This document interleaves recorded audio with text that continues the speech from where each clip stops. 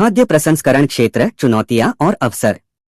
खाद्य प्रसंस्करण का मतलब है कच्चे कृषि उत्पादों जैसे गेहूं, टमाटर, दूध को तैयार खाद्य पदार्थ जैसे ब्रेड, सॉस, पनीर में बदलना।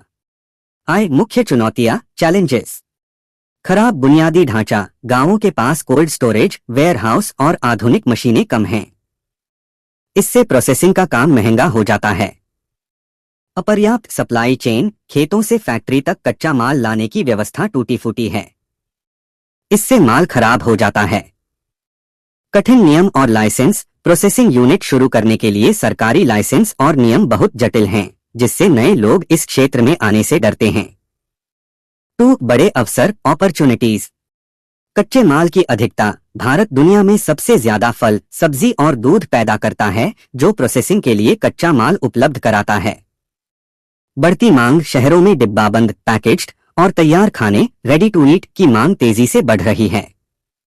कम बर्बादी, वेस्ट रिडक्शन। प्रोसेसिंग से किसान की बर्बाद होने वाली फसल को उपयोग में लाया जा सकता है, जिससे लाखों करोड़ों का नुकसान बचता है। 3. किसानों की आय कैसे बढ़ाएं? खाद्य प्रसंस्करण को बढ़ावा देने से किसानों की आय में इन तरीकों से वृद्धि होगी। उत्पाद का बेहतर मूल्य। जब किसान अपनी फसल सीधे प्रोसेसिंग यूनिट को बेचते हैं तो उन्हें बिचौलियों, मिडलमैन को पैसा नहीं देना पड़ता और उन्हें अपनी उपज का बेहतर मूल्य मिलता है। बर्बादी कम होना। फल सब्जियां जो पहले खराब हो जाती थीं, अब प्रोसेसिंग के लिए इस्तेमाल हो जाएंगी। इससे किसान का घाटा कम होगा। विविधीकरण, डाइवर्सिफिकेशन। किसान मांग के अनुसार उन फसलों को उगाना शुरू कर सकते हैं जिनकी प्रोसेसिंग इंडस्ट्री को जरूरत है, जैसे विशेष प्रकार के आलू या टमाटर, जिससे उन्हें उच्च कीमत मिलती है।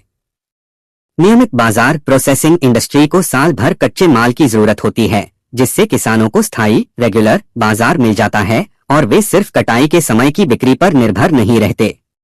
खाद्य प्रसंस्करण किसान और इंडस्ट्री दोनों के लिए जीत की स्थिति, विन विन सिचुएशन बनाता है।